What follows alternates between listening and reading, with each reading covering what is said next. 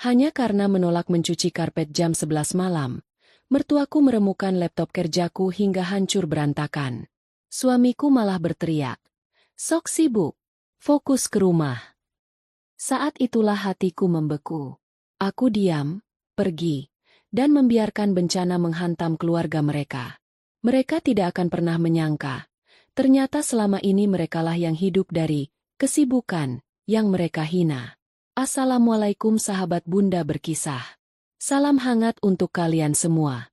Sebelum kita mulai, tulis di kolom komentar dari kota mana kalian menyaksikan ini. Bagi yang like dan subscribe, semoga Allah mudahkan urusan, lapangkan rezeki, sehatkan badan, dan kabulkan semua hajat kalian. Amin. Mari kita simak cerita selengkapnya. Pukul 4.30 pagi, alarm di ponselku berdering pelan. Suara pertama di rumah yang masih gelap dan sunyi. Aku, Rania, membuka mata, menyapukan pandangan pada langit-langit kamar yang sudah kuhafal polanya selama 3 tahun pernikahan ini. Di sebelahku, Arya, suamiku, masih terlelap dengan nyenyak, sedikit mendengkur. Napasnya tenang, tak tersentuh beban. Beban pagi yang sudah menjadi rutinitasku. Aku menghela napas pendek, lalu melangkah keluar dari kasur dengan gerakan hati-hati agar tak membangunkannya. Udara pagi yang sejuk menyergap kulit saat aku berjalan menuju dapur. Rumah 2 lantai milik mertua ini besar dan megah, tetapi terasa sangat dingin di pagi buta seperti ini. Aku menyalakan lampu dapur. Suaranya klik terdengar nyaring di keheningan. Tangan-tangan ini mulai bekerja otomatis. Memanaskan air untuk teh keluarga. Menyiapkan bahan untuk sarapan nasi goreng spesial kesukaan Pak Dharma, ayah mertuaku. Potongan ayam, udang, sayuran, semuanya harus segar. Ibu itu harus bisa masak seenak restoran. Begitu selalu jangan Bu Mira, ibunda mertuaku, saat aku baru menjadi menantu. Aku mengikuti semua wejangannya. Aku ingin menjadi istri dan menantu yang baik. Saat kuah untuk sayur sop mulai mendidih, aku meninggalkan dapur sebentar. Kaki-kaki ini berjalan menuju ruang cuci. Tumpukan baju yang harus disetrika dari kemarin masih menunggu. Ada kemeja-kemeja Arya untuk kerja, blus Bu Mira, seragam sekolah adik-adik Arya yang masih kuliah. Aku menyalakan setrika listrik. SSSSD. Bunyi uap panas yang memecah kesunyian. Pukul 6:10. Aroma nasi goreng mulai memenuhi rumah. Aku sudah mandi dan berpakaian rapi. Celana bahan dan blus sederhana. Sarapan harus siap tepat pukul 6. Saat Pak Dharma turun untuk kemudian berangkat ke kantor. Keluarga ini sangat disiplin dengan waktu. Dan aku, sebagai menantu satu-satunya yang tinggal serumah, adalah pengatur waktu utama. Selamat pagi, Ibu. Sapa Bu Mira yang turun dengan daster sutranya yang mahal. Selamat pagi, Ibu. Sarapan sudah siap. Jawabku sambil mengatur sendok dan garpu. Bagus. Tadi lantai di teras depan ada daun-daun jatuh dari pohon kemarin malam. Habis sarapan bisa dibersihkan. Baik, Ibu. Arya turun, memberikan ciuman singkat di pipiku. Pagi, sayang. Pagi. Kopimu sudah siap. Itulah rutinitas pagi kami. Sopan, teratur. Namun terasa seperti sebuah drama dengan naskah yang sama setiap hari. Setelah mereka semua beraktivitas, Pak Dharma dan Arya ke kantor, Bu Mira arisan, adik-adiknya kuliah, aku baru bisa mengambil napas. Tapi bukan berarti istirahat. Masih ada cucian, pel lantai, berbelanja ke pasar, dan menyiapkan makan siang jika Bu Mira memutuskan pulang. Namun, di tengah semua itu, ada satu hal yang membuatku tetap merasa hidup, laptop hitam kesayanganku. Saat semua pekerjaan rumah beres, biasanya pukul 10 pagi, aku punya waktu 2 hingga 3 jam sebelum harus menyiapkan makan siang. Itulah waktu kerjaku. Duduk di meja kecil di sudut kamarku, aku membuka laptop. Dunia yang sama sekali berbeda terbuka. Dari sini, aku mengelola bisnis ekspor kerajinan tangan anyaman rotan dan tenun tradisional. Awalnya hanya iseng, menjual hasil karya ibu-ibu di kampung halamanku lewat media sosial. Sekarang, sudah berkembang menjadi bisnis dengan jaringan ke 5 negara. Klien-klien dari Jerman, Singapura, Jepang, rutin memesan.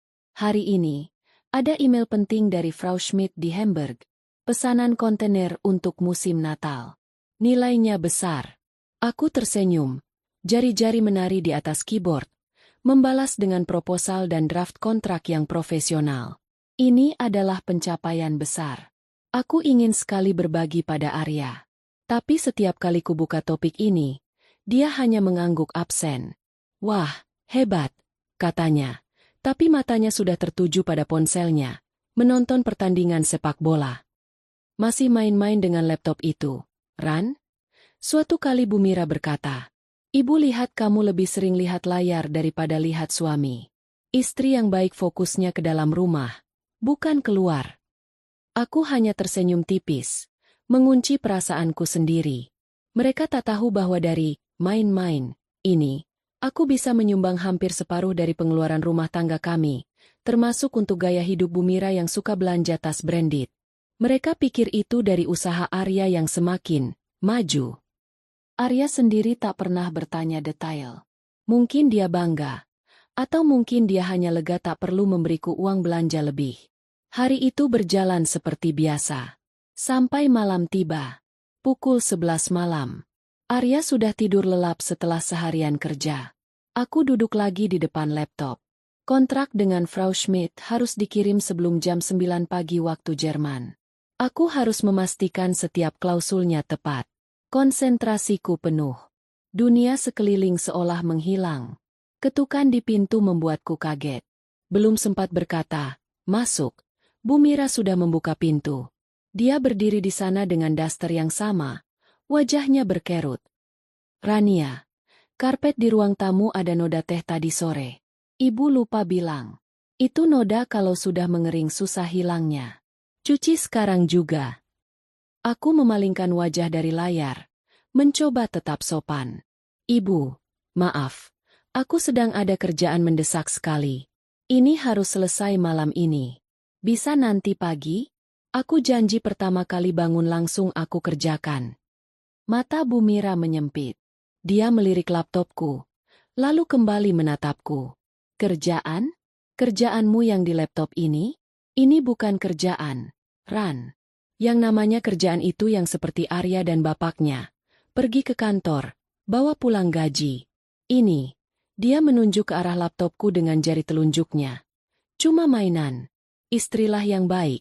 Fokus ke rumah, bukan ke kantor. Suaranya mulai meninggi, membangunkan Arya yang terbangun dengan wajah kesal. Apa yang terjadi? Kenapa berisik? Tanyanya sambil mengusap mata. Katakan pada istrimu, Arya. Ibu suruh dia cuci karpet yang bernoda. Malah bilang ada kerjaan. Sok sibuk. Bu Mira melipat tangannya di depan dada. Arya menghela napas. Melihatku dengan pandangan lelah. Sudah, Ran, turuti ibu. Tutup laptopmu itu. Karpetnya kan lebih penting. Besok saja kerjanya. Jangan sok sibuk. Kalimat itu.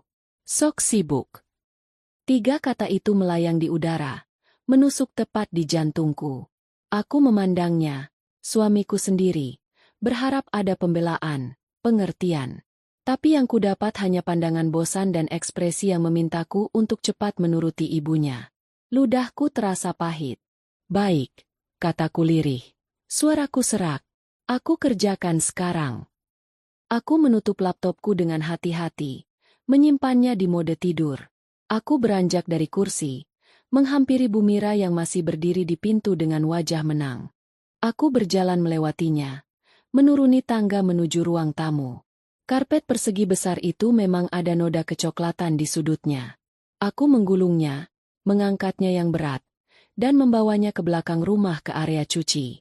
Saat aku kembali ke lantai 2, niatku hanya ingin menyimpan laptop dulu lalu lanjut mencuci karpet. Tapi pemandangan di depan kamarku membuat seluruh tubuhku membeku. Bu Mira berdiri di depan mejaku. Dan di tangannya, laptop hitam kesayanganku itu diacungkan tinggi-tinggi, seperti sebuah trofi atau barang bukti. Ibu, jangan. Itu laptopku. Teriakku. Panik.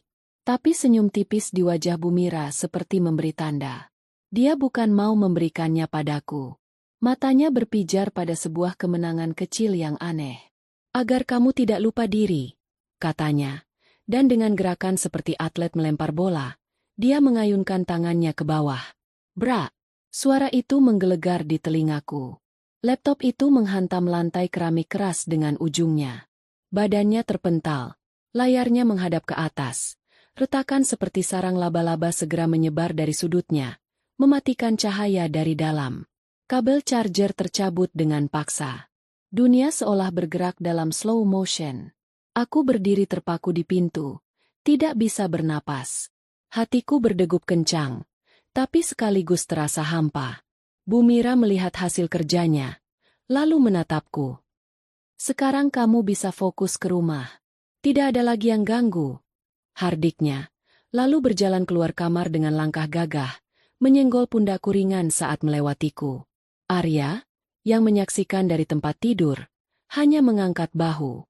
Sudah, jangan sedih. Besok ibu pasti ganti yang baru. Yang penting kamu nurut sama ibu. Dia juga ingin yang terbaik buat kita. Aku tidak bisa berkata-kata. Air mata akhirnya meluap, mengalir deras di pipiku tanpa suara. Aku berjalan lunglai, mendekati puing-puing harapanku. Aku berlutut, dengan gemetar mengambil laptop yang rusak itu. Tombol power tidak lagi memberi respons. Layarnya gelap total. Di dalamnya, ada kontrak senilai ratusan juta, data klien bertahun-tahun, desain-desain eksklusif, catatan keuangan rahasia. Mereka menghancurkannya. Dan suamiku menyebutnya, nurut. Di saat air mata terus menetes, di tengah rasa sakit yang menusuk, sebuah perasaan aneh mulai merayap. Bukan lagi kesedihan, tapi sebuah kedinginan yang membeku. Seperti es yang mulai terbentuk di danau yang tenang. Aku menatap Arya yang sudah berbaring kembali, memejamkan mata. Aku melihat pintu kamar yang terbuka, tempat Bumira baru saja keluar dengan kemenangan.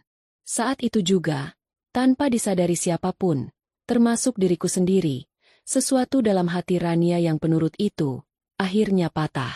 Dan yang tersisa hanyalah niat diam untuk tidak lagi memperbaiki apa yang sudah hancur.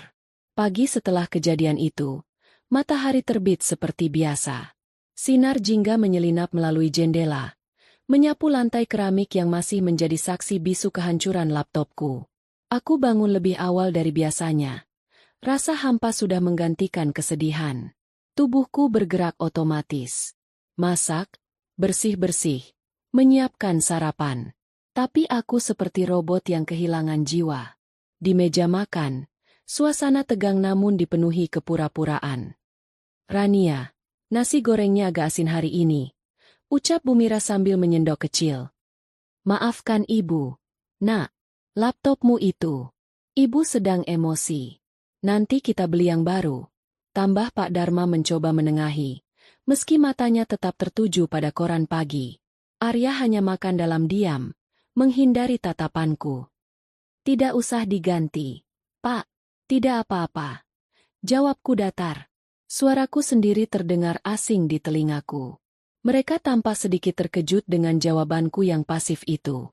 Mereka mungkin mengharapkanku merengek, atau setidaknya menunjukkan kekecewaan. Tapi tidak.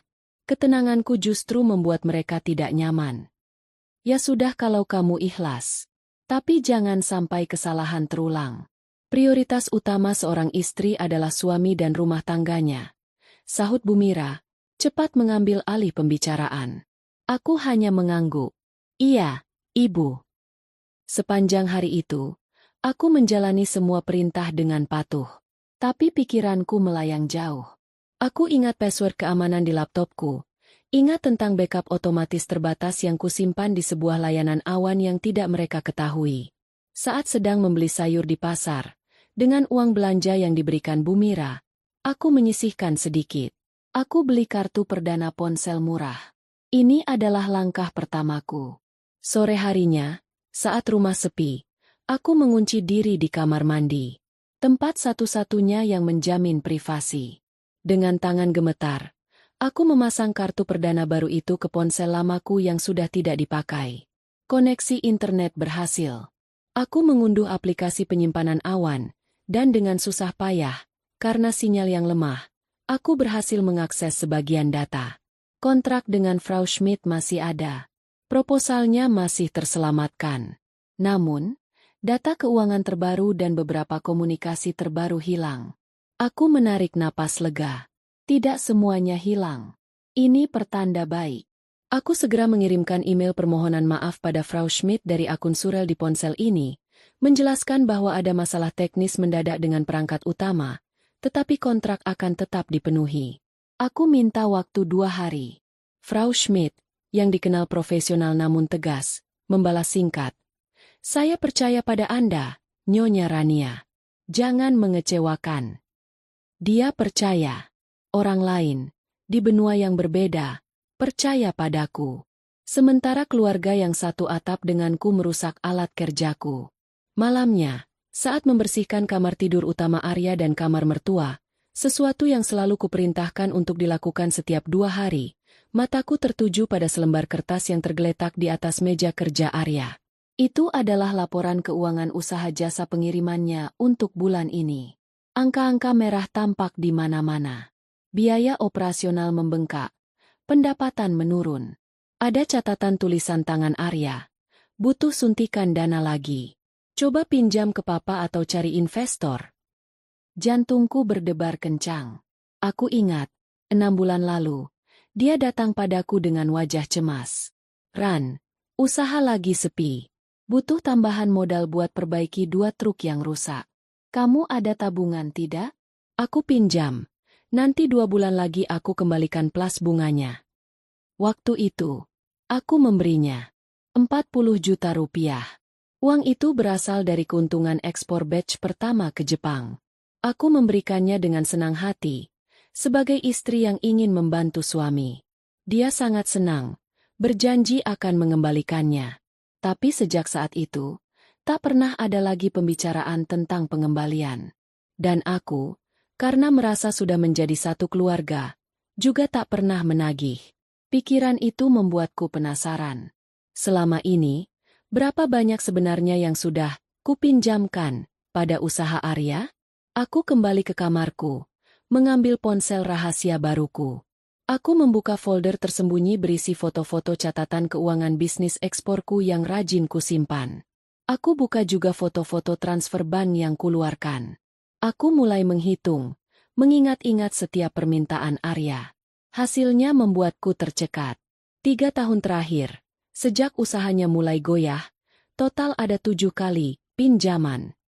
Mulai dari 20 juta untuk gaji karyawan yang tertunda, 50 juta untuk bayar sewa gudang, 30 juta untuk bayar pajak, dan yang terbesar, 100 juta untuk modal kerja setahun lalu. Ditambah yang 40 juta untuk perbaikan truk. Totalnya mencapai 240 juta rupiah. Dan itu baru yang berupa transfer tunai. Belum lagi saat aku sering membayar tagihan-tagihan kantornya dengan kartu kreditku, yang kemudian dia bayar separuh-separuh, atau lupa. Atau saat aku menggunakan koneksiku untuk membantunya mendapatkan klien-klien awal. Aku hitung kasar nilai semua itu. Jumlahnya bisa mendekati 500 juta. Aku duduk terdiam di lantai kamar mandi, ponsel di genggaman. 500 juta. Dari bisnis, main-main, di laptop yang mereka hancurkan. Dan uang itu mengalir untuk menyokong usaha. Nyata, Arya yang diagung-agungkan keluarga itu. Kemudian, pikiranku melompat lebih jauh. Usaha eksporku sendiri butuh modal awal. Dari mana?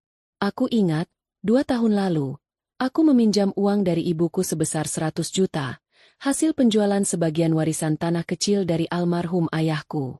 Aku kembangkan, dan berhasil melunasinya dalam setahun. Tapi untuk berkembang lebih besar, butuh lebih banyak. Selama setahun terakhir, aku mencoba sebuah strategi.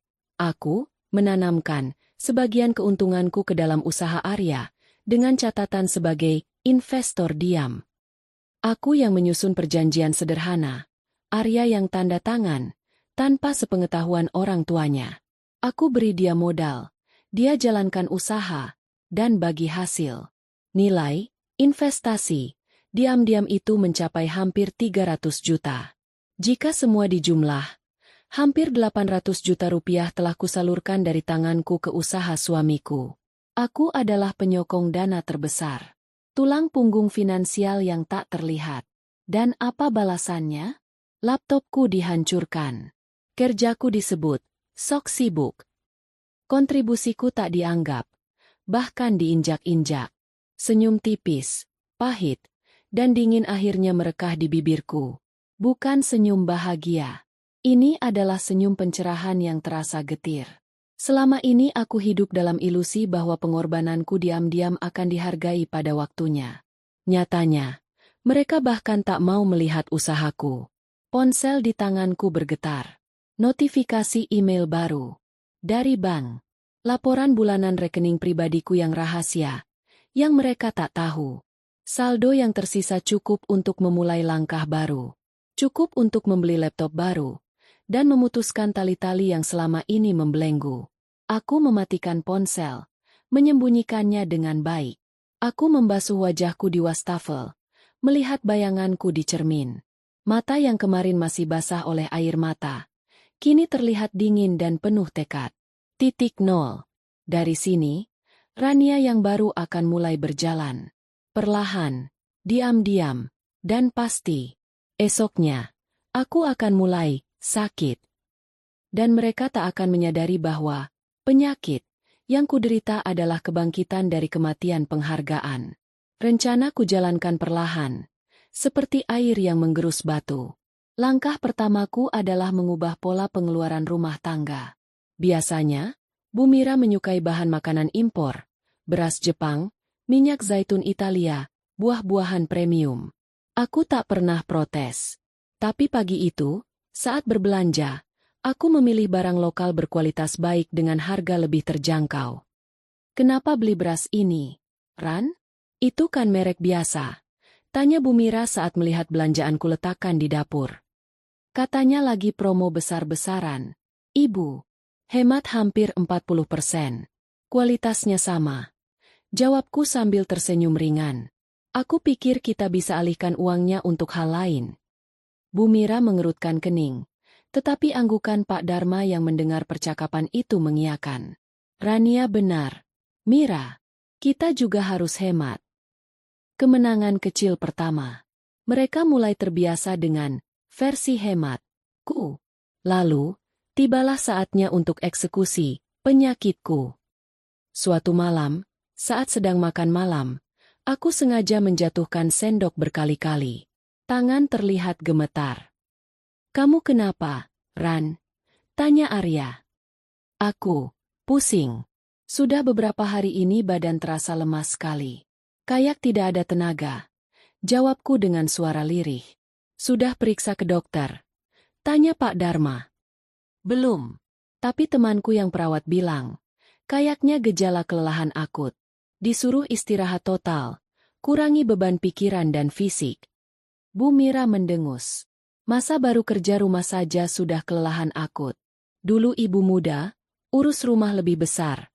Anak 3, tetap sehat. Aku menunduk, pura-pura menahan sakit. Maafkan ibu.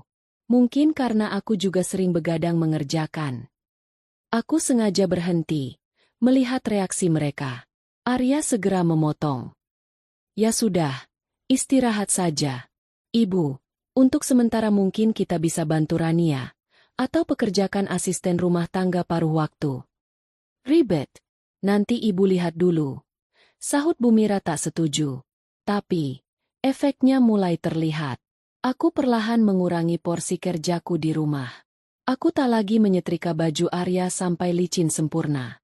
Aku tak lagi mengepel lantai hingga berkilau setiap hari.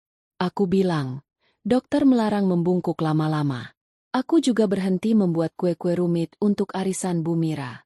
Alhasil, dia harus membeli dari toko, yang jelas lebih mahal dan kurang mengesankan bagi teman-temannya. Bagian terpenting, aku berhenti membantu Arya mengerjakan laporan keuangan dan administrasi perusahaannya. Selama ini, dialah yang selalu memintaku membantu di malam hari. Kamu kan jago angka, Ran. Bantuin aku, dong. Laporan untuk investor ini bikin pusing. Malam itu, dia kembali mendatangiku dengan setumpuk kertas. Ran, bantuin aku hitung ini. Yang ini untuk minta tambahan modal dari calon investor baru. Penting. Aku berbaring di tempat tidur, memegang kepala. Aduh, Arya, maaf. Kepalaku sangat pusing. Dokter bilang aku tidak boleh pakai pikiran dulu. Harus benar-benar istirahat. Kamu pasti bisa handle sendiri, kan? Kan kamu bosnya. Pegawai keuangan juga ada. Arya terlihat kesal. Tapi kamu lebih teliti. Ini urgent. Aku benar-benar tidak bisa. Sayang. Aku mau membantu. Tapi kalau sampai pingsan di sini, malah merepotkan. Aku memalingkan wajah, memasang ekspresi lemah. Dalam hati, aku ingat bagaimana dia tak membelaku saat laptopku dihancurkan. Kini, saat dia butuh, aku juga tidak bisa. Dia pergi dengan menggerutu, membanting pintu kamar lemari. Itu pertama kalinya dalam lama aku menolak permintaannya. Perlahan-lahan, arus kas kecil-kecilan dari tabungan pribadiku yang biasa mengalir ke usaha Arya saat dia krisis. Uang untuk bayar gaji karyawan yang telat, untuk beli solar, untuk bayar setoran, ku tahan. Aku pindahkan semua sisa tabungan itu ke rekening baru atas nama ibuku, dengan kartu ATM yang kusimpan rapat-rapat. Krisis pertama datang sekitar 3 minggu kemudian. Arya pulang dengan wajah pucat. Mama, Papa, gimana ini? Supplier bahan bakar utama mau putus kontrak karena tagihan kita numpuk 3 bulan. Mereka minta dilunasi minggu ini atau berhenti kirim. Berapa jumlahnya? Tanya Pak Dharma tegang. 50 juta lebih. Bu Mira langsung panik. Arya, kamu tidak mengatur keuangan dengan baik. Rania, kamu biasanya kan yang bantu hitung-hitung. Ini bagaimana? Aku yang sedang duduk di sofa, memegang kompres dingin di dahi, bagian dari akting, menjawab pelan. Aku sedang tidak enak badan. Ibu. Lagi pula, aku juga tidak punya akses ke detail keuangan perusahaan Arya akhir-akhir ini. Arya menatapku. Matanya memohon. Ran, kamu punya tabungan tidak? Pinjam dulu untuk suamimu. Nanti langsung aku ganti. Hati memang mudah luluh. Tapi aku ingat bunyi brak. Laptopku. Aku ingat kata, sok sibuk. Aku menguatkan diri. Aku tidak punya. Arya, tabunganku habis untuk biaya dokter dan beli obat. Laptop juga belum diganti. Jadi penghasilanku belum pulih sama sekali. Itu bohong tentunya. Tapi terucap lancar. Bu Mira langsung naik pitam. Egois. Suamimu butuh. Malah mikirin laptop dan dokter-dokteran. Arya terus menatapku. Seakan mencari celah kebohonganku. Tapi ekspresiku tetap lemah dan polos. Akhirnya, dia menyerah. Menghela napas frustrasi. Ya sudah. Aku cari cara lain. Cara lain itu ternyata meminjam dari rentenir. Aku tahu karena suatu sore aku tak sengaja mendengar percakapan teleponnya di ruang kerja. Bunganya gila-gilaan. Tapi itu pilihannya. Usahanya tercekik. Tapi masih bertahan. Aku hanya diam. Hubungan kami di rumah semakin dingin. Aku lebih banyak beristirahat di kamar. Yang sebenarnya sedang sibuk membangun kembali bisnis eksporku lewat ponsel. Aku pesan laptop baru secara online, dikirim ke alamat ibuku. Aku mulai kembali berkomunikasi dengan klien-klien, dengan alasan perangkat utama sedang dalam perbaikan. Suatu hari, adik Arya yang paling bungsu, Sisi, mahasiswa semester akhir yang baik hati, mengetuk kamarku. Kak Rania, aku bawa jus alpukat. Katanya baik untuk pemulihan. Terima kasih, Sisi. Aku tersenyum tulus padanya. Di keluarga ini, hanya Sisi yang masih punya empati. Duduk. Kak, aku mau nanya sesuatu. Sisi duduk di tepi tempat tidur. Aku perhatiin, kakak sering banget lihat layar HP kecil itu. Konsen banget. Itu bukan main game, kan? Itu kerjaan kakak yang dulu, yang bikin kerajinan diekspor itu, ya? Aku mengangguk. Ragu-ragu. Aku ikut lomba bisnis plan kampus. Ideku tentang ekspor produk lokal. Boleh aku lihat contoh proposal atau kontrak kakak? Aku butuh referensi yang nyata. Ajaib deh, kakak bisa segini hebatnya diam-diam, sambil urus rumah juga. Hati yang sudah kukubur dalam es, sedikit mencair. Ada yang mengakui usahaku. Boleh, Sisi. Tapi, ini rahasia kita, ya. Jangan bilang siapa-siapa dulu. Ibu dan kakak Arya. Mereka belum paham. Sisi mengangguk serius. Jarinya membuat tanda menyegel mulut. Aku janji. Aku juga sering tidak setuju cara ibu memperlakukan kakak. Tapi aku takut untuk bilang. Di saat seluruh dunia dalam rumah itu memusuhiku, seorang gadis muda memberiku pengakuan kecil. Itu lebih dari cukup sebagai bahan bakar untuk langkah selanjutnya. Langkah yang akan kujalani tetap sama. Diam, perhatikan, dan tarik semua bantuanku perlahan-lahan, hingga mereka menyadari betapa rapuhnya bangunan yang mereka pijak, bangunan yang ternyata selama ini kusokong diam-diam. Udara di rumah terasa semakin pengap dan penuh ketegangan. Bisnis jasa pengiriman Arya, Dharma Kencana Express, yang dulu sempat menjadi kebanggaan keluarga, kini seperti kapal besar yang bocor di tengah badai.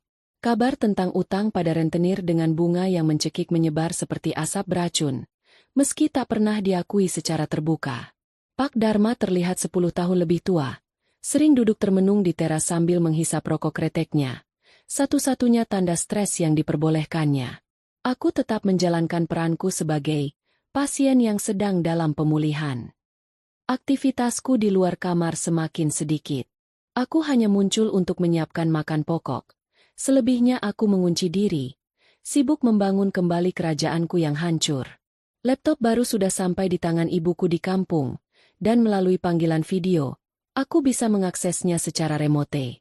Bisnis eksporku perlahan tapi pasti kembali bergerak. Kontrak dengan Frau Schmidt berhasil diselamatkan dan sedang dalam proses produksi. Bahkan, ada tawaran baru dari sebuah perusahaan retail di Singapura yang potensial. Suatu sore, langit mendung, seakan mencerminkan suasana hati keluarga ini. Aku mendengar suara ribut dari ruang tamu. Suara Bu Mira yang tinggi dan bernada menyalahkan. Diikuti suara Arya yang membela diri dengan lemah. Aku turun pelan-pelan, berpura-pura mengambil air minum. Sudah aku bilang jangan gegabah pinjam sana-sini. Lihat sekarang, bunga saja kita tidak sanggup bayar. Hardik Bu Mira. Lalu ibu mau aku bagaimana? Supplier mau memutus hubungan. Tanpa mereka, usaha benar-benar mati. Balas Arya, wajahnya memerah. Kamu punya istri, kenapa tidak minta tolong? Rania kan dulu selalu bisa bantu cari solusi. Pekik Bu Mira tiba-tiba, dan matanya menatapku yang sedang berdiri di ambang dapur. Segera, 3 pasang mata tertuju padaku. Pak Dharma yang dari tadi diam, juga melihatku dengan harapan samar. Rania, panggil Bu Mira. Nada suaranya tiba-tiba berubah menjadi bujukan yang dipaksakan. Kamu pasti punya tabungan, kan?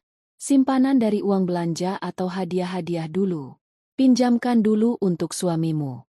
Ini keadaan darurat. Arya mendekatiku. Tangannya meraih tanganku. Sentuhannya terasa asing. Ran, tolong. Aku butuh 50 juta untuk setor cicilan pertama ke rentenir itu. Kalau tidak, mereka akan menyita aset perusahaan.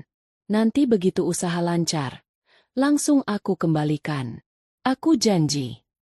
Aku menarik tanganku pelan. Hatiku berdegup kencang.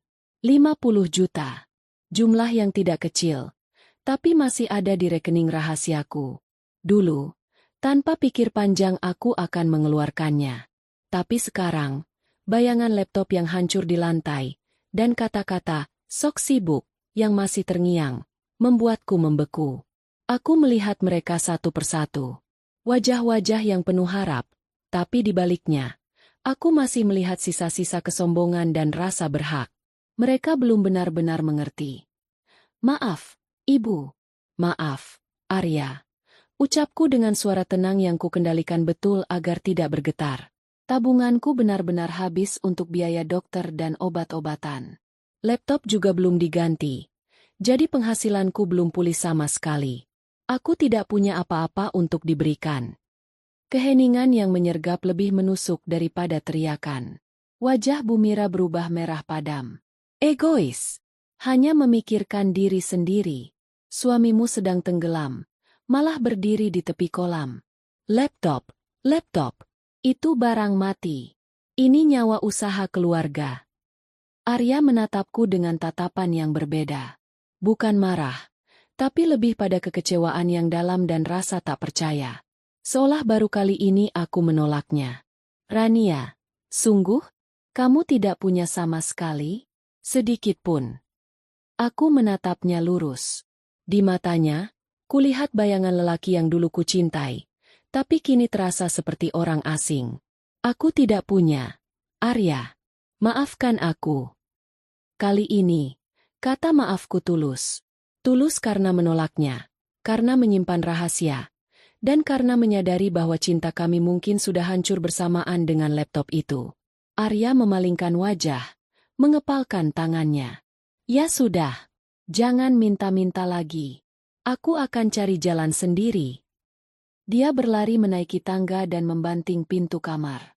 Suara bantingan itu seperti tanda pukulan gong. Sebuah perpecahan resmi. Bu Mara masih ingin melanjutkan omelannya. Tapi Pak Dharma mengangkat tangannya. Sudah, Mira. Dia juga sedang tidak sehat. Jangan dipaksa. Malam itu, aku mendengar isak tangis teredam dari kamar Arya. Sebagian diriku ingin masuk, memeluknya, mengatakan bahwa semua akan baik-baik saja. Tapi kaki ini tak bergerak. Aku kembali ke istana. Kamarku, dan membuka ponsel rahasiaku. Ada notifikasi transfer masuk dari klien di Singapura. Uang muka untuk order pertama. Jumlahnya cukup untuk menutup kebutuhan Arya. Tapi aku mematikan layarnya. Ini bukan tentang uang lagi. Ini tentang harga diri yang sudah terlalu lama kusimpan di lemari. Dan tentang pelajaran yang harus mereka alami sendiri.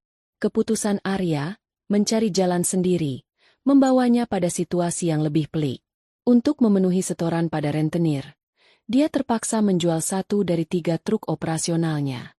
Itu seperti memotong kaki sendiri untuk menyelamatkan badan. Kapasitas pengiriman menurun drastis. Pelanggan mulai mengalihkan order ke kompetitor, dan pemasukan semakin tersendat. Rumah yang dulu dipenuhi gaya hidup mewah, kini mulai menampakkan penghematan di sana-sini. Bu Mira terpaksa mengurangi jadwal arisan dan spanya. Pak Dharma bahkan mulai menjual beberapa koleksi arlojinya yang mahal secara diam-diam, yang ku ketahui dari percakapan diam-diamnya dengan seorang teman di telepon. Aku diam-diam semakin kuat. Bisnis eksporku, dengan modal dari uang muka klien Singapura dan sisa tabungan, mulai melesat. Aku bahkan merekrut 2 asisten virtual untuk membantuku menangani administrasi. Semua komunikasi kulakukan dari ponsel, di balik pintu kamar yang terkunci. Untuk keluarga ini, aku tetap Rania yang lemah dan sedang memulihkan diri. Hanya Sisi yang menjadi penghubungku dengan dunia luar rumah. Dia sering membawakanku camilan atau sekadar mengobrol. Suatu hari, dia datang dengan mata berbinar. Kak, proposal bisnisku diterima. Aku masuk 3 besar lomba. Bisiknya girang. Wah, hebat sekali, Dik. Ibu tahu tidak? Sisi menggeleng. Wajahnya langsung muram. Belum. Aku takut bilang. Nanti ibu bilang waktuku lebih baik dipakai bantu-bantu di rumah atau cari pacar yang baik. Hatiku tersayat. Kamu harus bangga pada dirimu sendiri. Sisi. Ibu dan ayah mungkin punya cara mereka. Tapi mimpi kamu itu valid. Ini hadiah untukmu. Aku memberikan sebuah amplop kecil. Di dalamnya ada sejumlah uang, bukan banyak, tapi cukup sebagai modal awal jika dia mau serius. Kakak, aku tidak bisa terima ini. Ini investasiku padamu. Anggap saja sebagai bentuk dukungan. Tapi ingat, rahasia kita. Aku tersenyum. Sini memelukku erat. Terima kasih, Kak. Aku berjanji akan membanggakanmu. Lalu dia menarik diri, matanya serius. Kakak, aku lihat kakak semakin kuat. Aku lihat cara kakak memandang mereka sekarang. Berbeda. Aku tidak menyalahkan kakak. Mereka salah. Tapi, tolong jangan benci kakak Arya terlalu lama. Dia sebenarnya bingung. Dia terjebak antara ibu dan istrinya. Perkataan Sisi menyentuh sudut hati yang paling lunak. Aku tidak membencinya. Sisi, aku hanya kecewa. Dan kadang, saat kita kecewa, kita perlu menjauh untuk melihat dengan lebih jelas. Hubunganku dengan Arya sendiri seperti dua orang asing yang kebetulan berbagi atap. Kami saling menyapa, berbicara seperlunya tentang urusan rumah, tapi tidak lebih. Dia sibuk dengan kesulitannya. Aku sibuk dengan pemulihan dan pembangunan bisnisku secara diam-diam. Hingga suatu malam, larut, aku terbangun karena haus. Saat berjalan ke dapur, kulihat cahaya dari ruang kerja Arya masih menyala. Pikirannya penasaran. Aku mendekat pelan. Arya duduk di depan komputernya. Kepala bertumpu pada kedua tangannya. Pundaknya terlihat naik turun. Dia sedang menangis. Di depannya tersebar kertas-kertas laporan, surat-surat tagihan, dan surat peringatan dari bank. Aku hampir saja melangkah masuk. Hampir saja mengatakan bahwa aku bisa membantu. Tapi kemudian, mataku menangkap sebuah frame foto di mejanya. Foto pernikahan kami. Senyum kami waktu itu begitu lebar, penuh harapan. Dan di sebelah frame itu, tergolek sebuah kartu nama. Dengan mata yang lebih tajam, kubaca dari kejauhan. Itu adalah kartu nama seorang konsultan bisnis ternama, dengan tarif yang sangat mahal per jamnya. Tampaknya Arya sudah berusaha mencari pertolongan profesional, tapi jelas tak mampu membayarnya. Rasa iba dan cinta lama itu menggelegak dalam dadaku. Tapi di saat yang sama, datang pula suara kecil yang dingin. Dia tidak pernah meminta pendapatmu. Dia tidak pernah menganggapmu mitra. Dia hanya menginginkan danamu. Aku memutuskan untuk mundur, kembali ke kamar tanpa membuat suara. Biarlah dia menangis. Mungkin air mata itu adalah awal dari sebuah pencerahan. Atau mungkin tidak. Itu bukan lagi urusanku untuk menentukan. Keesokan harinya, sesuatu yang tak terduga terjadi. Saat sedang menyiram tanaman di halaman belakang, ponselku yang utama, bukan ponsel rahasia, berdering. Itu adalah nomor Arya. Halo? Rania, kamu di mana? Suaranya terdengar panik. Di belakang. Kenapa? Ibu jatuh di kamar. Cepat. Aku berlari. Di kamar mandi utama, Bu Mira terbaring di lantai. Wajahnya mengernyit kesakitan. Kakinya terkilir saat mencoba mengambil sesuatu dari lemari atas tanpa memanggilku. Kebiasaan lamanya yang tak berubah meski aku sakit. Jangan digerakkan, perintahku. Aku segera mengambil handuk untuk menyangga kakinya, lalu menelepon ambulans. Di rumah sakit, setelah semua stabil, Bu Mira terbaring di ranjang. Dia memandangiku, dan untuk pertama kalinya, aku melihat keraguan di matanya. Terima kasih, Rania. Ucapnya singkat. Iya, Ibu. Sama-sama. Ibu pikir kamu akan membiarkan saja ibu di lantai. Bisiknya, menatap ke arah lain. Aku menarik napas. Kita mungkin punya banyak perbedaan, Ibu. Tapi aku tidak akan pernah membiarkan seseorang dalam kesakitan. Dia hanya mengangguk. Matanya berkaca-kaca. Mungkin ini bukan pengakuan besar. Mungkin ini hanya momen emosional karena rasa sakit. Tapi bagiku, ini adalah pengingat bahwa di balik semua konflik, mereka tetap manusia. Namun, pengingat itu tidak mengubah rencanaku. Justru semakin menguatkanku untuk mandiri, agar tidak ada lagi yang bisa mengancam atau merendahkan posisiku dengan alasan apapun. Kondisi Bu Mira yang harus istirahat total di rumah selama beberapa minggu menambah beban baru. Aku, yang status sakitnya belum dicabut, terpaksa mengambil alih lebih banyak tugas domestik. Tapi kali ini, aku melakukannya dengan batasan yang jelas. Arya, kamu harus membantuku. Ibu tidak bisa turun.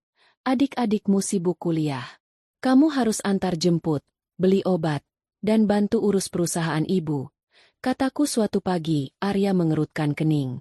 Aku sibuk sekali dengan usahaku yang lagi kritis, Ran. Dan aku juga punya batasan karena kesehatan, sesuai anjuran dokter. Kita harus bekerja sama. Atau kita pekerjakan asisten rumah tangga paruh waktu. Usulku. Jangan. Orang luar tidak bisa dipercaya. Bantah Bumira dari kamarnya. Akhirnya, Arya terpaksa meluangkan waktu. Aku melihat bagaimana dia kewalahan menjembatani antara urusan rumah yang dulu dianggap remeh, dan usahanya yang terpuruk. Dia mulai memahami betapa banyak yang kukerjakan selama ini. Tatapannya padaku kadang berisi rasa bersalah.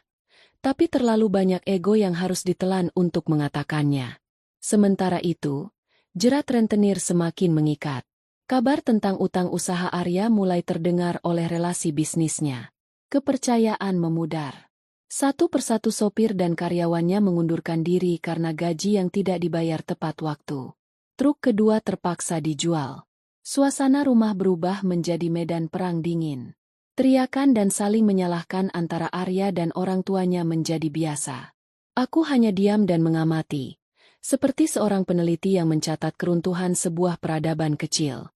Aku sudah bukan lagi bagian dari keluarga, itu dalam arti emosional. Aku hanya seorang penduduk yang tinggal di rumah yang sama.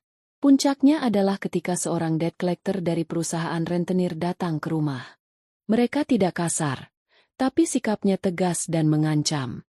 Mereka memberi waktu seminggu untuk melunasi pokok utang yang masih tersisa, atau mereka akan menyita kantor dan gudang, satu-satunya aset produktif yang masih tersisa. Kepanikan mencapai titik tertinggi. Pak Dharma nyaris mengalami tekanan darah tinggi.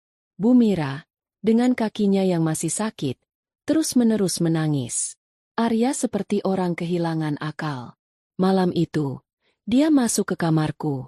Matanya merah, napasnya berat.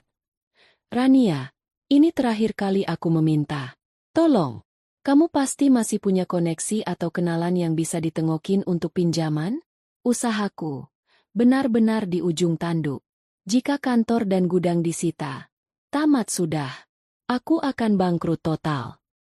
Dia berdiri di depanku, postur tubuhnya yang biasanya tegap kini membungkuk.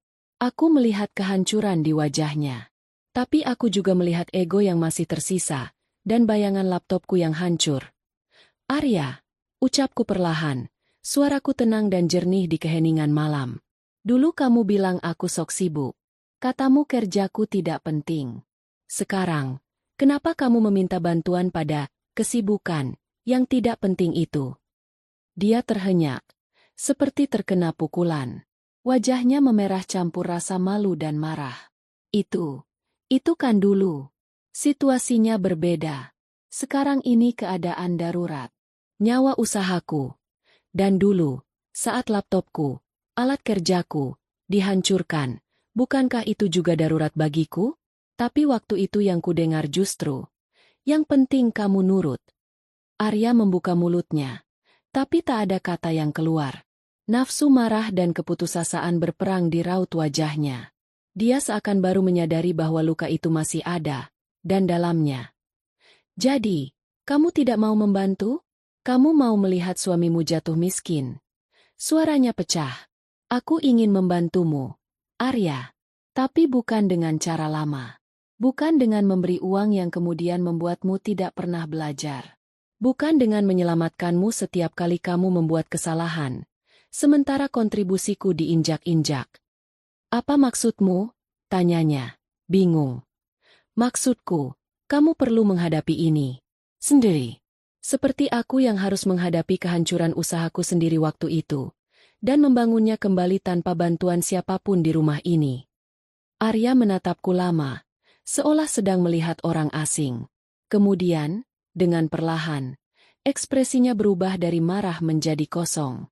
Dia mengangguk pelan, berbalik, dan meninggalkan kamarku. Kali ini, tanpa membanting pintu. Hanya sebuah penutupan yang lembut dan final. Keesokan harinya, aku menemukan selembar kertas di bawah pintu kamarku. Tulisan tangan Arya yang acak-acakan. Maafkan aku, Ran. Untuk semuanya. Air mata akhirnya mengalir di pipiku. Bukan air mata kecewa atau sedih, Tapi air mata kelegaan. Pengakuan itu akhirnya datang. Terlambat. Tapi datang. Namun, air mata itu juga menguatkan tekadku bahwa jalan yang telah kutempuh, jalan kemandirian, adalah jalan yang benar. Jerat mereka mungkin mengikat, tapi aku telah memutuskan tali yang membelengguku. Dan saat seseorang terbang bebas, dia tak bisa lagi diseret ke dalam lubang yang sama. 7 hari setelah kedatangan debt collector, udara di rumah Dharma Wangsa terasa semakin sesak. Batas waktu yang diberikan semakin dekat, dan tidak ada solusi yang muncul. Arya menghabiskan hari-harinya dengan ponsel menempel di telinga, mencoba segala cara meminjam dana, namun sia-sia. Reputasi bisnisnya yang sedang terpuruk membuat semua pintu tertutup. Aku sendiri telah menyelesaikan persiapan terakhir. Semua dokumen penting, sertifikat usaha, kontrak, rekening bank pribadi, telah kusimpan rapi dalam tas khusus. Laptop baruku telah aktif dan berjalan optimal dari markas baru di rumah ibuku. Kontrak dengan perusahaan retail Singapura telah ditandatangani dan produksi sedang berjalan lancar. Aku sudah siap. Insiden yang memicu keputusanku terjadi pada sebuah Senin pagi. Bu Mira, yang kakinya sudah membaik, memintaku menemani belanja bulanan. Aku tahu ini adalah taktiknya untuk mengawasiku dan memastikan aku tidak melakukan hal tidak berguna.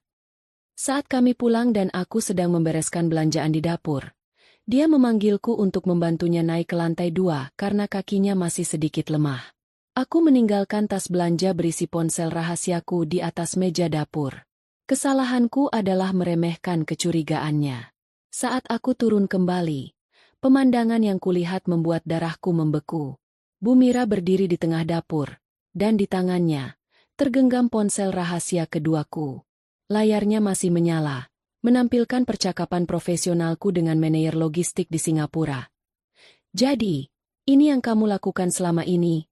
Suara Bu Mira dingin, tapi matanya berkobar.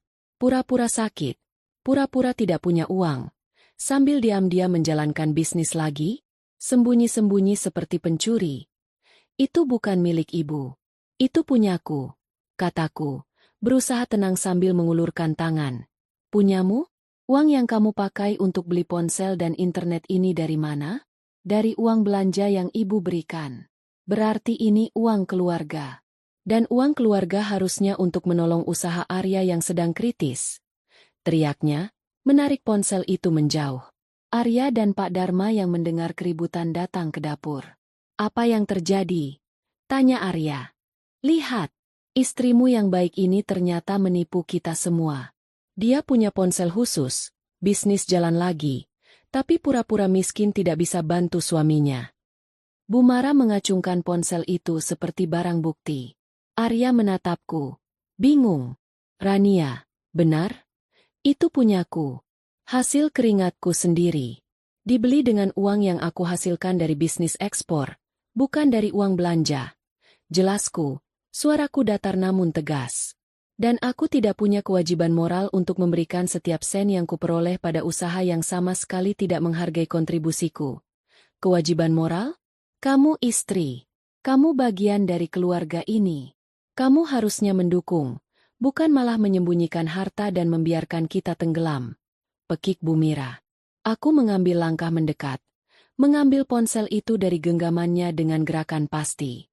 Dia terkejut lalu marah. "Berani-beraninya, ini punyaku," ucapku sekali lagi, menatap mereka satu persatu. "Dan aku telah memutuskan. Aku akan pulang ke rumah ibuku untuk sementara. Kita semua butuh waktu dan ruang untuk berpikir. Lari dari masalah." "Pengecut!" teriak Bu Mira. Wajahnya merah karena emosi dan kekalahan. "Pergi saja. Lihat apakah kamu bisa hidup sendiri tanpa nama keluarga Dharma Wangsa." Arya hanya berdiri, wajahnya pucat. Dia tampak tertekan, lelah, dan bingung. "Rania, jangan pergi. Kita bisa bicarakan ini." "Kita sudah banyak bicara, Arya. Tapi yang terjadi adalah tindakan. Ibu menghancurkan laptopku. Kamu membiarkannya. Aku membutuhkan dukungan. Kamu menyebutku sok sibuk. Sekarang, saat aku membutuhkan rasa hormat dan pengakuan, Kalian malah menggeledah barang pribadiku. Aku sudah lelah. Ucapanku lancar, tanpa emosi. Rasanya semua perasaan telah terkuras habis. Kalau kamu pergi saat suamimu seperti ini, kamu tidak pantas disebut istri. Hardik Bumira lagi. Arya menatapku. Dan akhirnya kata-kata yang selama ini tak terucap, meledak. Ya, pergi saja kalau memang tidak bisa membantu di saat sulit. Kami akan menghadapi ini sendiri. Kalimat terakhir itu seperti sebuah izin yang kutunggu. Aku mengangguk pelan. Baik. Aku pergi. Semoga kalian berhasil. Aku berbalik. Naik ke lantai 2 dengan langkah tenang. Kulihat Sisi berdiri di atas tangga. Matanya berkaca-kaca. Aku tersenyum kecil padanya. Berbisik. Ingat janjimu. Fokus pada mimpimu. Dia mengangguk. Menggigit bibirnya agar tidak menangis. Dalam waktu 30 menit, koper kecilku sudah siap. Hanya berisi pakaian pribadi dan dokumen-dokumen. Aku meninggalkan semua perhiasan dan barang berharga pemberian mereka. Aku ingin pergi dengan bersih. Saat aku menurunkan koper, keluarga itu masih berkumpul di ruang tamu dalam keheningan yang muram. Tidak ada yang menatapku. Tidak ada permintaan maaf. Tidak ada pelukan perpisahan. Aku membuka pintu depan, dan tanpa menoleh sedikit pun, aku melangkah keluar dari rumah yang selama 3 tahunku sebut sebagai rumahku. Matahari siang menyilaukan, tapi rasanya bebas. 2 bulan berlalu. Aku menetap di rumah ibuku di kota yang berbeda. Kedamaian yang kudapatkan luar biasa. Ibuku, seorang janda yang mandiri, hanya memelukku erat dan berkata, "Selamat datang di rumah, Nak." Aku fokus membesarkan bisnis. Dengan waktu dan pikiran yang tak terbagi, usahaku melesat. Aku merekrut tim kecil, menyewa kantor virtual, dan jaringan eksporku bertambah ke 2 negara lagi. Aku juga mulai membangun brand kerajinan tangan sendiri.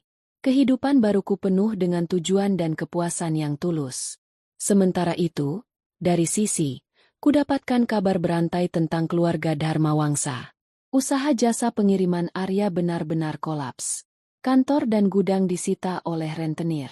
Keluarga itu terpaksa menjual rumah besar mereka untuk melunasi sisa utang dan menyewa sebuah rumah kecil di pinggiran kota. Pak Dharma dan Bumira seperti kehilangan semangat hidup. Arya sendiri, menurut Sisi, terpuruk dalam diam. Dia bekerja serabutan sebagai sopir pribadi untuk menafkahi keluarganya. Suatu sore, ponselku berdering. Itu Sisi. Suaranya terdengar panik dan sedih. "Kak Rania, kamu harus bantu. Keluargaku, mereka hancur." "Apa yang terjadi, Sisi?" Mereka baru tahu. Dari bosnya rentenir itu waktu mereka serah terima aset. Di antara dokumen jaminan lama, ada kontrak investasi atas nama Rania Devina sebesar 300 juta. Mereka bingung, siapa itu? Tapi di kontrak itu, ada tanda tangan kakak Arya dan ada materai. Mereka tanya Arya, dan akhirnya Arya mengaku bahwa selama ini, investor diam-diam yang selalu menyelamatkan usahanya dari kebangkrutan adalah kamu. Sisi terdiam sejenak, menarik napas. Ibu histeris. Ayah seperti terkena pukulan. Mereka tidak bisa mempercayainya. Ternyata selama ini orang yang mereka anggap hanya menantu dan hanya main laptop adalah penyelamat utama mereka. Dan mereka menghancurkannya. Aku bisa membayangkan kehancuran emosional di rumah mereka. Kebenaran itu lebih tajam daripada pisau. Katakan pada mereka, Sisi. Katakan bahwa investor terbesar, itulah yang laptopnya mereka hancurkan, yang kerjanya mereka sepelekan, dan yang telah mereka usir dari rumahnya sendiri. "Kak, mereka ingin bertemu. Mereka ingin minta maaf. Tolong, Kak, aku tahu mereka salah besar. Tapi, mereka keluarga." Hati memang tempat yang aneh. Di satu sisi, ada kepuasan bahwa kebenaran akhirnya terungkap. Di sisi lain, ada rasa iba yang mengganggu. Beri mereka waktu, Sisi. Maaf tidak bisa mengembalikan apa yang sudah hancur. Dan aku butuh waktu untuk memutuskan apakah pertemuan itu perlu atau tidak. Aku tidak segera menyetujui pertemuan. Aku memberi waktu 3 minggu. Dalam waktu itu, aku menyelesaikan 2 proyek ekspor besar dan meresmikan perusahaan kecilku dengan nama Rania Nusantara Craft.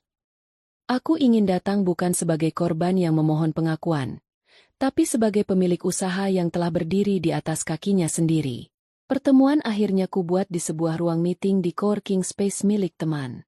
Netral, profesional. Mereka datang berempat. Pak Dharma, Bu Mira, Arya, dan Sisi. Penampilan mereka sangat berbeda. Pakaian sederhana, wajah yang lelah, dan tatapan yang tak lagi sombong. Bu Mira tidak bisa menatap mataku. Pak Dharma terlihat tua sekali. Aryalah yang pertama kali berbicara. Suaranya serak. Rania, terima kasih sudah mau bertemu. Silakan duduk, ucapku. Tetap di belakang meja. Keheningan yang canggung. Akhirnya, Bu Mira memecahnya. Tangannya gemetar memegang gelas air. Rania, kami tidak tahu. Kami buta. Apa gunanya tahu sekarang, Ibu? Tanyaku lembut. Saat kalian membutuhkan uangku, kalian baik. Saat membutuhkan tenagaku, kalian perintah. Tapi saat aku butuh sedikit pengakuan dan rasa hormat atas jerih payahku, yang kalian beri adalah penghinaan dan perusakan. Kami akan ganti segalanya. Laptopmu, waktumu, semuanya. Seru Pak Dharma, matanya berkaca-kaca. Bukan soal barang, Pak, tapi soal kalian memandang sebelah mata pada mimpi, kerja keras, dan kontribusiku. Soal suamiku, tatapku pada Arya, yang membiarkan istrinya direndahkan dan malah ikut menyakitinya dengan kata-kata. Arya menunduk dalam-dalam. Kemudian, dia melakukan sesuatu yang tak pernah kubayangkan. Dia bangkit dari kursinya, dan perlahan, berlutut di hadapanku. Air mata mengalir di pipinya. Aku minta maaf, Ran. Aku bodoh. Aku angkuh. Aku terbutakan oleh ego dan keinginan untuk selalu terlihat hebat di depan orang tua. Aku memanfaatkan kebaikanmu, kecerdasanmu, dan uangmu tanpa pernah mengucapkan terima kasih yang tulus. Tolong, maafkan aku. Pemandangan itu menyayat hatiku. Lelaki yang pernah kucintai itu hancur di depan mataku. Bu Mira menangis terseduh-seduh, dan Pak Dharma memalingkan wajah. Aku bangkit, mendekati Arya. Ayo bangun, Arya. Jangan seperti ini. Tolong bantu aku bangkit lagi, Ran. Aku janji akan berubah. Aku akan menghargaimu. Kita mulai lagi dari awal. Aku menggeleng, membantu dia berdiri. Tidak, Arya. Aku tidak akan membantumu bangkit dengan cara lama. Aku tidak akan kembali. Terlalu banyak yang telah patah. Wajahnya hancur. Tapi aku melanjutkan, mengambil sebuah amplop dari tas. Namun, ini adalah proposal kerjasama. Rania Nusantara Craft butuh partner logistik yang bisa diandalkan untuk pengiriman ekspor yang lebih terjadwal dan terpercaya. Jika kamu bisa bangun dari nol, dengan proposal bisnis yang solid, membuktikan bahwa kamu bisa profesional dan tidak melibatkan orang tuamu dalam keputusan operasional, kita bisa bicara kerjasama. Bukan sebagai suami istri, tapi sebagai rekan bisnis. Mereka tercengang. Sisi tersenyum kecil melalui air matanya. Ini kesempatan. Tanya Arya, tak percaya. Ini adalah tawaran bisnis, dengan syarat yang ketat. Dan keputusan untuk menerima atau menolak, aku serahkan pada pertimbangan profesionalmu. Aku melihat Bu Mira ingin berkata sesuatu, tapi Pak Dharma memegang lengannya. Menggeleng. Dia akhirnya mengerti. Ini bukan lagi wilayahnya. Aku tidak kembali ke pernikahan itu. Setelah pertemuan itu, kami berpisah dengan baik-baik. Proses perceraian berjalan damai. Arya, yang mendapatkan kenyataan pahit, memilih untuk belajar dari dasar. Dia benar-benar bekerja sebagai sopir, mengumpulkan modal dan pengalaman.